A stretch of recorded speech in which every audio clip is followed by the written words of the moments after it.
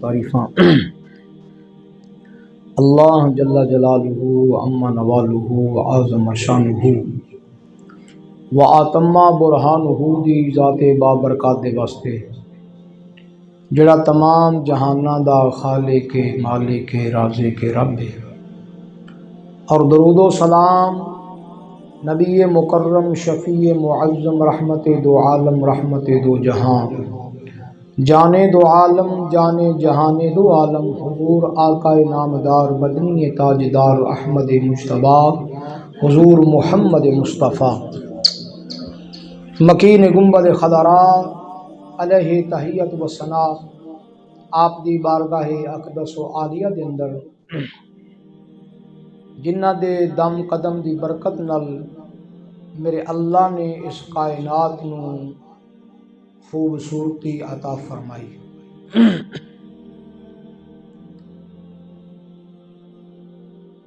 ہم نے قرآن مجید فرقان حمید کے پہلے پارہ کے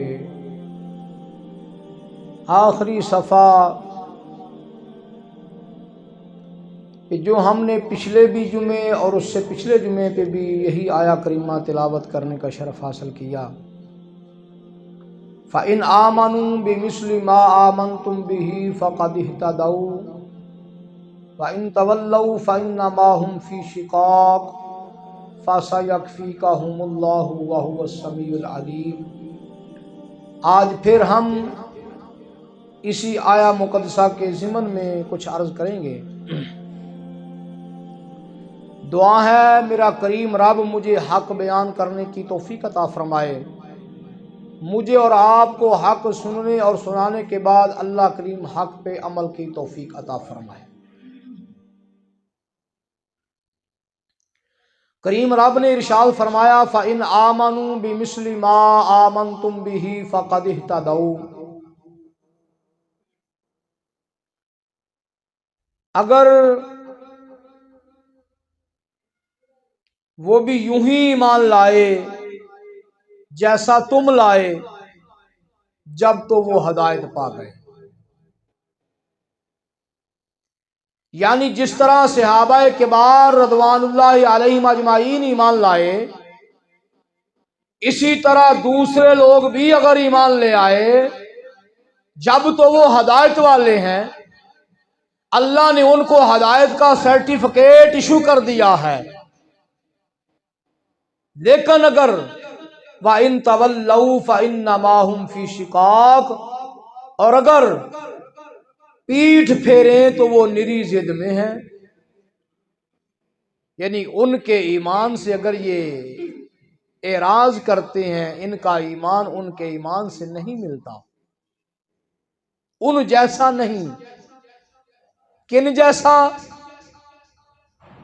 حضرت ابو بکر صدیق جیسا، عمر فاروق جیسا، عثمان غنی جیسا، حیدر کرار جیسا، طلحہ سعد اور سعید جیسا، عبد الرحمن جیسا، ابو عبیدہ جیسا، بلال اور سلمان جیسا اگر ان کا ایمان نہیں ہے تو پھر یاد رکھو یہ نری ضد میں ہے۔ اللہ فرماتا ہے فَسَيَكْفِيكَهُمُ اللَّهُ وَهُوَ السَّمِيعُ الْعَلِيمُ، پھر اللہ ان کو کافی ہے، اللہ ان کو کافی ہے، اور اللہ سننے والا بھی ہے اور جاننے والا بھی ہے۔ یہ جو سمجھتے ہیں نا کہ اللہ کو کیا پتا، ہم اندر سے اور ہیں باہر سے اور ہیں، یاد رکھو وہ ظاہر کو بھی جانتا ہے، وہ باطن کو بھی جانتا ہے، وہ اعلانیہ کو بھی جانتا ہے، پوشیدہ کو بھی جانتا ہے، وہ روشنی والوں کو بھی جانتا ہے، وہ اندھیرے والوں کو بھی جانتا ہے۔ یہ نہ کوئی سمجھے کہ ہم تو اندھیرے میں چھپ کے کر رہے ہیں، ہمیں وہ دیکھ نہیں رہا، اس کے علم میں ہر چیز ہے۔ نہ یہ کبھی بھی نہ سمجھنا، بلکہ وہ تو علیم بذات الصدور ہے، وہ علیم ہے، وہ جانتا ہے جو تم کرتے ہو۔ جو تم کرتے ہو وہ جانتا ہے۔ اور میرے کریم رب نے یہاں پہ جو ایمان کا معیار بیان کیا ہے، ہم پچھلے جمعے پہ اور اس سے پچھلے جمعے پہ ایمان کے متعلق ہی گزارشات پیش کر رہے ہیں، اور اس جمعے پہ بھی جو لوگ ایمان کا معیار قرار دیے گئے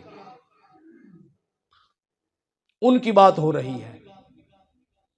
فرمایا تمہارا ایمان ایسا ہو جیسا میرے محبوب کے صحابہ ایمان لائے، جیسا کہ مکی صحابہ، مدنی صحابہ، مہاجر صحابہ، انصار صحابہ، بدر والے صحابہ، احد والے صحابہ، تبوک والے صحابہ جیسے وہ ایمان لائے۔ ارے تمہیں چاہیے کہ تم بھی ایسا ایمان لاؤ۔ اگر ایسا ایمان نہیں ہے تمہارے پاس، جب تو تم نری ضد میں ہو، اور اگر تم ان جیسا ایمان لے آئے ہو تو پھر ہمارا ایمان اور ہمارا اعلان یہ ہے، فَقَدْ اهْتَدَوْا، ہم تمہیں اپنی ہدایت کا سرٹیفکیٹ ایشو کرتے ہیں کہ تم صاحب ہدایت لوگ ہو، تم صاحب ہدایت لوگ ہو۔ لیکن اگر تمہارا ایمان ابو بکر کے ایمان کے مخالف ہوا، تمہارا ایمان عمر کے ایمان کے مخالف ہوا، تمہارا ایمان عثمان کے ایمان کے مخالف ہوا، تمہارا ایمان حیدر کرار کے ایمان کے مخالف ہوا، یہ معیار ہے، ایمان کا معیار یہ لوگ ہیں۔ فرمایا تمہارا ایمان ان کے مطابق ہو، ان کے مخالف نہ ہو۔ اگر مطابق ہوا جب تو تم ہدایت والے ہو، اور اگر مخالف ہوا تو پھر تم نری ضد میں ہو، پھر تم ایمان کو نہیں پا سکے، ایمان کی حلاوت میں نصیب نہیں ہوئی۔ صرف یہ کہنے سے لا الہ الا اللہ محمد الرسول اللہ تم سمجھتے ہو کہ ہماری بات بن گئی، ہمارا ایمان قابل قبول ہو گیا؟ نہ، جب لا الہ الا اللہ محمد الرسول اللہ پڑھ لیا تو پھر اس سے تو بات شروع ہوئی ہے، اس سے بات شروع ہوئی ہے۔ اب تم لا الہ پڑھنے کے بعد اسلام کا جو مکان ہے، اسلام کی جو حد ہے، اسلام کا جو قلعہ ہے، تم اس قلعے کے دروازے سے اندر ہوئے ہو، آگے جا کے کیا کرنا ہے یہ تو تمہیں اب پتا چلے گا۔ اب تو تم نے وہ جو حد اللہ نے مقرر کی تھی، وہ جو باؤنڈری لگائی تھی، اب تم باؤنڈری سے اندر ہوئے ہو۔ لا الہ کہنے کے بعد تم سمجھتے ہو کہ بس لا الہ پڑھ لیا تو کام ختم ہو گیا۔ فرمایا نہ، ابھی تو کام شروع ہوا ہے، ابھی تو کام شروع ہوا ہے۔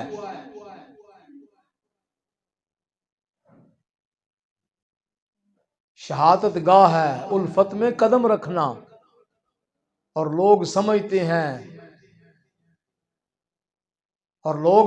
ہیں آسان ہے مسلمان ہونا۔ ابھی تو تم نے الفت گاہ میں قدم رکھا ہے، آگے دیکھو کیا ہے۔ اور جو ایمان کا معیار میرے اللہ نے مقرر فرمایا،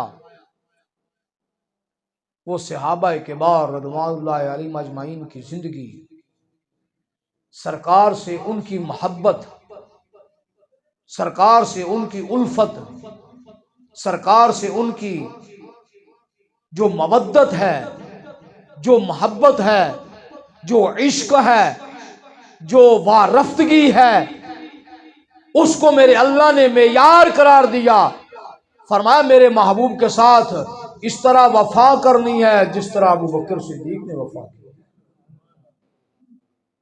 اس طرح وفا کرنی ہے جس طرح عمر نے وفا کی ہے، اس طرح وفا کرنی ہے جس طرح عثمان نے وفا کی ہے، اس طرح وفا کرنی ہے جیسے حیدر کرار نے وفا کی۔ یہ ایمان کا معیار ہے۔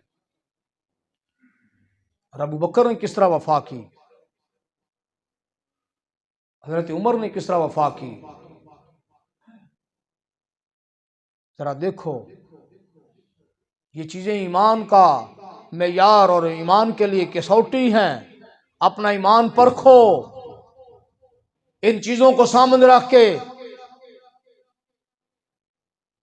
تیرے اور میرے کریم آقا صلی اللہ تعالی علیہ وسلم معراج سے واپس آئے، جب آ کے اعلان کیا کہ میں معراج کر کے آیا ہوں، اللہ نے مجھے معراج کرائی ہے، میں سیر کر کے آیا ہوں، لوگوں نے طرح طرح کی باتیں شروع کی۔ ابو جال وہ بھی لوگوں کے ساتھ باتیں کر رہا ہے، پراپوگنڈے کر رہا ہے۔ اسی اثناء میں حضرت سیدنا صدیق اکبر رضی اللہ تعالی عنہ، یار غار رسول، تاجدار صداقت، افضل البشر بعد الانبیاء والرسل، وہ تشریف لے آئے۔ ابو جال حضرت سیدنا صدیق اکبر سے ملا، ملاقات ہوئی، کہنے لگا اے ابو بکر، پہلے تو تیرا یار، ہم پہلے ہی کہتے تھے نا یہ نبی نہیں ہے، یہ رسول نہیں ہے، اگر نبوت اور رسالت ملنی ہوتی تو ابو جہل کے گھر میں آتی، جو چودھری ہے مکے کا، وڈیرا ہے۔ یہ تو عبداللہ کا بیٹا، یتیم پیدا ہونے والا، غریب پیدا ہونے والا، اس کو نبوت اور رسالت کہاں سے مل گئی؟ ہم تو پہلے نہیں مانتے تھے۔ اب دیکھ تیرے یار نے کیا بات کی ہے۔ فرمایا کیا کیا بات، بتاؤ ذرا مجھے بھی۔ کہنے لگا تیرا یار کہتا ہے کہ میں رات کے تھوڑے سے حصے میں مسجد حرام سے مسجد اقصی گیا ہوں، پھر مسجد اقصی میں نے جا کے سارے پہلے انبیاء اور رسول کی امامت کروائی ہے، وہاں سے پھر میں آسمانوں کی سیر پہ گیا ہوں، سارے آسمان، جنت اور دوزخ، عرش اور کرسی، عرش اولا، پھر لا مکان، پھر سما دنا کے مقام سے ہو کے واپس آیا ہوں۔ اے ابو بکر بتا، یہ بات ماننے والی ہے؟ حضرت ابو بکر نے فرمایا ابو جہل یہ بات میرا یار کرتا ہے یا تو کر رہا ہے؟ ابو جہل کہنے لگا مجھے لات منات عزا اور حبل کی قسم ہے، یہ بات محمد عربی نے کی ہے، یہ عبداللہ کے بیٹے محمد نے بات کی ہے۔ فرمایا اگر یہ بات ہے تو مجھے اللہ کی عزت کی قسم ہے جس کے قبضہ و اختیار میں ابو بکر کی جان ہے، پھر یہ بات حق اور سچ ہے۔ میں ابو بکر اس کی تصدیق کرتا ہوں۔ اتنی بات کی، میرے اللہ نے قرآن نازل فرما دیا، فرمایا والذی جاء بالصدق وصدق به اولئک هم المتقون۔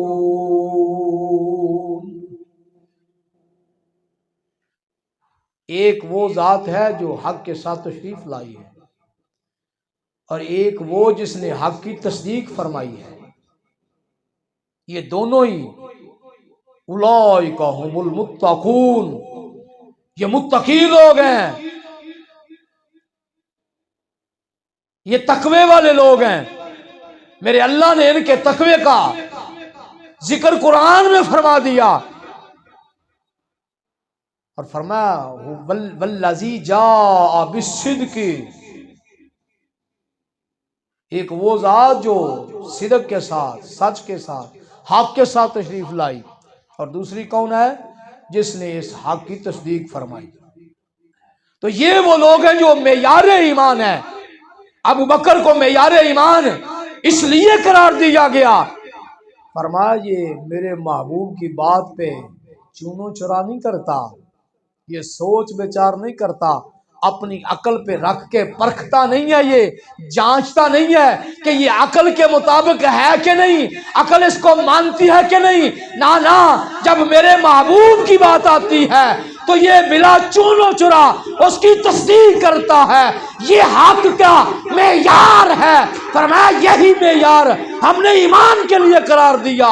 اب جس کو چاہیے کہ میرا ایمان پختہ ہو، میرا ایمان اللہ کی بارگاہ میں مقبول ہو، وہ میرے ابو بکر جیسا ایمان لے آئے۔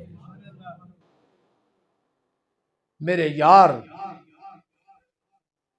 کہ یار کا یار جو ہے، محبوب کا محبوب صدیق جو ہے، اس کا ایمان ایسا ہے جو تمہارے لیے معیار ہے، تمہارے لیے کسوٹی ہے۔ جب محبوب کی بات آ جائے پھر چونو چرا نہیں، پھر چون کے چنانچہ نہیں، پھر لیتا لاللہ نہیں، ایسے نہیں ایسے تھا تو ایسے تھا، ایسے تھا تو نہ جب محبوب کی بات آ گئی، جب محبوب کی بات آ گئی، پھر ابو بکر صدیق بنا ہی ایسے ہے، اور صدیق بنا ہی تب ہے جب بغیر کسی ہیل اور حجت کے، بغیر چونو چرا کے، بغیر سوچ بچار کے محبوب کی تصدیق کر دی ہے۔ اب تمہارا ایمان بھی پرکھا جائے گا۔ اگر تمہارا ایمان صدیق جیسا ہوا، اگر تمہارا ایمان عمر جیسا ہوا، عمر کا ایمان کیا ہے میں چھوٹے چھوٹے نمونے پیش کر رہا ہوں، یہ باتیں آپ نے پہلے بھی سن رکھی ہیں۔ حضرت عمر رضی اللہ تعالی عنہ خلیفہ ثانی، آپ کی بابرکت میں، آپ کی خدمت بابرکت میں دو آدمی آئے۔ ایک منافق تھا جو اپنے آپ کو مسلمان کہتا تھا، اس کی اولاد آج بھی موجود ہے، آج بھی اس کی اولاد موجود ہے۔ دوسرا یہودی تھا، ان کا ایک مسئلہ تھا کھیتوں میں پانی لگانے کا، کھیتوں میں پانی لگانے کا مسئلہ ہے۔ اس بات پہ ان کا نزاع ہے، جھگڑا ہے۔ وہ یہ معاملہ، یہ جھگڑا لے کے حضرت عمر کی خدمت میں آئے اور آ کر کہا کہ ہمارا فیصلہ فرما دیجیے، ہمارا فیصلہ فرما دیجیے۔ حضرت عمر نے فرمایا معاملہ کیا ہے، مسئلہ کیا، بیان کرو۔ جب مسئلہ بیان کیا تو وہ یہودی کہنے لگا اے عمر، فیصلہ کرنے سے پہلے میری ایک بات سن لو۔ فرمایا وہ کیا ہے؟ وہ یہودی کہنے لگا اس سے پہلے ہم یہ فیصلہ تمہارے نبی کی بارگاہ سے کروا کے لائے ہیں، تمہارے نبی نے یہ فیصلہ میرے حق میں فرمایا ہے۔ فیصلہ جب ہو گیا، ہم بارگاہ رسالت سے باہر آئے تو یہ کہنے لگا کہ سرکار نے توجہ نہیں فرمائی، اس لیے فیصلہ عمر سے کرواتے ہیں۔ تو ہم آپ کے پاس حاضر ہوئے ہیں، آپ نے فرمایا بیٹھو میں ابھی آتا ہوں۔ حضرت عمر اندر چلے گئے، اندر سے تلوار لے آئے اور لا کر کوئی بات نہیں سنی، اس منافق کی گردن پہ ماری اور اس کی گردن اڑا دی۔ فرمایا جو میرے نبی کے فیصلے کو نہ مانے اس کا فیصلہ عمر نہیں کرتا، اس کا فیصلہ عمر کی تلوار کرتی ہے۔ آج بھی عمر لا موجود ہے، جو غازیان اسلام اختیار کرتے ہیں اور نبی پاک سرکار کے گستاخوں کو واصل جہنم کرتے ہیں، یہی وہ عمر لا ہے جس کو ممتاز حسین قادری نے اختیار کیا، جس کو غازی تنویر نے اختیار کیا، یہ وہ عمر رہا ہے جس کو غازی علم دین شہید نے اختیار کیا۔ اور یہ معیار ایمان ہے۔ حضرت عمر کا ایمان یہ ہے، فرمایا جو میرے نبی کو فیصل تسلیم نہ کرے اس کا فیصلہ عمر نہیں کرتا، عمر کی تلوار کرتی ہے۔ اب اگلی بات جو ہے، جو میں کرنا چاہتا ہوں، جو سنانا چاہتا ہوں، اور میرے اس تقریر کا مغز یہی ہے، مدینہ طیبہ میں شور مچ گیا جیسے آج کل احتجاج ہو رہا ہے، الیکشن کروائے جائیں، الیکشن کروائے جائیں۔ اس وقت بھی شور ہوا کہ ہمیں قصاص چاہیے، ہمیں قصاص چاہیے، عمر نے ہمارا آدمی قتل کر دیا ہے، ہمیں قصاص چاہیے۔ احتجاج ہوا، اور اس احتجاج پہ آقا کریم صلی اللہ علیہ وسلم بھی مغموم ہوئے کہ یہ عمر تو میں نے رب سے مانگ کے لیا ہے، میں نے رب سے مانگ کے لیا ہے، اے اللہ عمر بن خطاب کے ساتھ اسلام کو تقویت عطا فرما، اللہم عید الاسلام بعمر بن الخطاب، اے اللہ اسلام کو عمر بن خطاب سے تقویت عطا فرما۔ میں نے تو اسلام کی سربلندی کے لیے عمر کو اللہ سے مانگ کے لیا ہے، اب کیا ہوگا؟ جب میرے کریم آقا مغموم ہوئے نا تو میرا اللہ بڑا کریم ہے، اپنے محبوب کو مغموم نہیں ہونے دیتا، یہ میرے اللہ کی شان ہے۔ اور میرا رب اپنے انبیاء کے معاملے میں بڑا غیور ہے، انبیاء کے معاملے میں بڑا غیور ہے۔ حضرت یوسف کی بولی لگی بازار مصر میں تو میرے اللہ نے اپنی غیرت کا مظاہرہ فرمایا، جب تک مصر میں دودھ پیتا بچہ بھی حضرت یوسف کے قدموں پہ نیلام نہیں ہوا، میرے اللہ نے کہا تو ختم نہیں فرمایا۔ اب یہاں پہ کیا ہو رہا ہے؟ اللہ کے پیارے محبوب مغموم ہوئے، میرے اللہ نے فرمایا جبریل عرض کی لبیک یا رب جلیل، میرے رب میں حاضر ہوں، حکم فرمائیے۔ فرمایا جبریل جا میرے محبوب کی بارگاہ میں میرا پیغام لے جا۔ مولا پیغام کیا ہے؟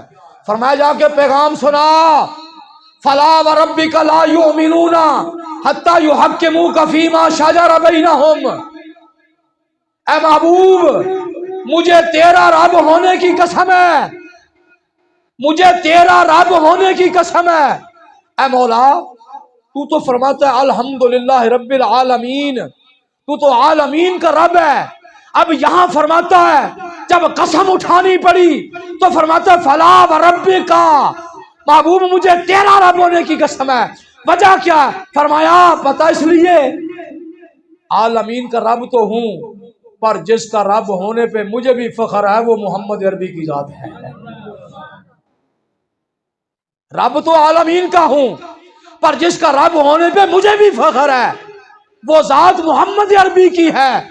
فرمایا محبوب مجھے تیرا رب ہونے کی قسم ہے، اس وقت تک کوئی مومن ہو ہی نہیں سکتا جب تک تجھے اپنا فیصل اور حاکم تسلیم نہ کر لے، اور تیرا فیصلہ ہو جانے کے بعد، تیرا فیصلہ فرما دینے کے بعد، فلا وربک لا یؤمنون حتی یحکموک فیما شجر بینہم ثم لا یجدوا فی انفسہم حرجا مما قضیت ویسلموا تسلیما۔ محبوب تیرے فیصلے کو ان کو ماننا پڑے گا، اگر کوئی تیرا فیصلہ نہیں مانتا تو وہ کافر بے ایمان ہے، وہ مسلمان نہیں ہے۔ قصاص تو اس معاملے میں ہے، اس بات میں ہے کہ اگر کوئی مسلمان کو مارے تو پھر قصاص ہوگا، اگر کوئی تیرے گستاخ کو مارے تو پھر قصاص نہیں ہوگا، پھر قصاص نہیں ہوگا۔ یہ ہے عمر کا ایمان، اور اس ایمان کو میرے اللہ نے معیار قرار دیا، فرمایا فَإِنْ آمَنُوا بِمِثْلِ مَا آمَنْتُمْ بِهِ فَقَدِ اهْتَدَوْا، اگر تمہارا ایمان میرے محبوب کے صحابہ جیسا ہوا تو پھر کیا ہے؟ فَقَدِ اهْتَدَوْا، پھر تو تم ہدایت والے لوگ ہو، ہدایت یافتہ ہو۔ لیکن اگر وَإِن تَوَلَّوْا فَإِنَّمَا هُمْ فِي شِقَاقٍ، اگر تمہارا ایمان ان کے مقابلے میں ہوا تو پھر کیا ہے؟ پھر تم نری ضد میں ہو۔ فَإِنَّمَا هُمْ فِي شِقَاقٍ، یہ ایمان کا معیار میرے اللہ نے بیان فرمایا۔ فرمایا میرے محبوب کے صحابہ ایمان کا معیار اور ایمان کے لیے کسوٹی ہیں، اپنا ایمان چیک کرنا ہو، کس مرتبے کا ایمان ہے، کس مقام کا ایمان ہے، تو عمر کے ایمان کے سامنے رکھنا، ابو بکر کے ایمان کے سامنے رکھنا، عثمان کے ایمان کے سامنے رکھنا، حیدر کرار کے ایمان کے سامنے رکھنا، جو عشرہ مبشرہ ہیں ان کے ایمان کے سامنے اپنا ایمان رکھنا، تمہیں پتہ چل جائے گا کیا میرا ایمان بارگاہ الہی میں مقبول ہے یا مردود ہے۔ کیونکہ ان کا ایمان وہ قابل قبول اور اللہ کی بارگاہ میں پسندیدہ ہے۔ اگر تم چاہتے ہو کہ تمہارا ایمان بھی اللہ کی بارگاہ میں مقبول ہو تو پھر دیکھنا ان کا ایمان کیسا ہے، اور اپنا ایمان ان کے سامنے رکھ کے چیک کرنا۔ اگر تمہارا ایمان ان کے ایمان کے بالکل عین مطابق ہوا تو پھر کیا ہے؟ فرمایا فَقَدِ اهْتَدَوْا، پھر تم ہدایت والے لوگ ہو۔ لیکن اگر تمہارا ایمان ان کے مقابلے میں ان کے اپوزٹ ہوا تو پھر کیا ہے؟ فرمایا پھر تم نری ضد میں ہو۔ یہ ہے ایمان، یہ ہے ایمان۔ لوگ سمجھتے ہیں نبی کسی چیز کا مالک و مختار نہیں۔ میں چھوٹے چھوٹے نمونے پیش کر رہا ہوں صحابہ کے ایمان کے جو معیار ایمان ہیں۔ حضرت عثمان غنی رضی اللہ تعالی عنہ سرکار نے جیش اسرت کے لیے اعلان فرمایا اور فرمایا کون ہے جو مال پیش کرے اور مجھ سے جنت خرید لے۔ پتہ چلا جنت کا مالک میرے اللہ نے اپنے محبوب کو بنایا ہے۔ آج اگر کوئی نہیں مانتا تو نہ مانے، کھائے سر خسماندہ، لیکن حضرت عثمان مان گئے۔ حضرت عثمان سمجھتے تھے کہ میرے کریم آقا نے جو فرمایا وہ حق ہے، تیرے منہ سے جو نکلی وہ بات ہو کے رہی، دن کو رات کہا تو رات ہو کے رہی۔ حضرت عثمان غنی کا ایمان یہ ہے۔ حضرت عثمان غنی 100 اونٹ پیش کیا، یا رسول اللہ قبول فرمائیے، میرے کریم آقا نے قبول فرمایا۔ پھر میرے کریم آقا نے پھر دوبارہ شوق دلایا، حضرت عثمان نے 100 اونٹ اور پیش کیا۔ پھر میرے کریم آقا نے شوق دلایا، حضرت عثمان نے 100 اونٹ اور پیش کیا۔ بما ساز و سامان، تجارت کا مال اوپر پڑا ہے، کچاوے اونٹوں کے اوپر ہیں، سرکار کی بارگاہ میں پیش کیا۔ میرے کریم آقا صلی اللہ علیہ وسلم نے فرمایا عثمان نے مجھ سے جنت خرید لی ہے۔ عثمان جنتی ہے، آج کے بعد عثمان کچھ بھی نہ کرے، عثمان جنتی ہے۔ عثمان غنی سمجھتے تھے کہ میں جنت خرید رہا ہوں، میں جنت خرید رہا ہوں۔ کس سے؟ جو جنت کے مالک ہیں، جو جنت کے مالک ہیں، میں ان سے جنت خرید رہا ہوں۔ یہ ایمان تھا کس کا؟ حضرت عثمان غنی کا۔ لیکن آج کچھ لوگ یہ کہتے ہیں نبی کسی چیز کا مالک و مختار نہیں۔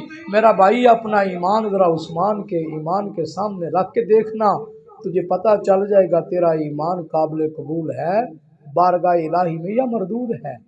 کیوں کہ تیرا ایمان عثمان کے ایمان کے مقابلے میں وہ ضد میں آ رہا ہے، وہ اپوزٹ میں آ رہا ہے، حزب اختلاف میں آ رہا ہے۔ اگر تمہارا ایمان عثمان کے ایمان کے مطابق ہوا تو پھر کیا ہے؟ پھر تو فقط اہتدوا ہے۔ اور جو مان گیا کہ واقعی اللہ کے پیارے رسول جنت کے مالک ہیں، جنت کے مالک و مختار ہیں، تو پھر وہ تو عثمان غنی کی سنت پہ چل رہا ہے اور اس کا ایمان عثمان غنی جیسا ہے۔ لیکن جس نے یہ نہیں مانا پھر وہ نری ضد میں ہے۔ انشاءاللہ اگلے جمعے پہ پھر بیان ہوگا اور اسی موضوع کو آگے لے کے چلیں گے۔ دعا ہے اللہ کریم جل شانہ عمل کی توفیق عطا فرمائے۔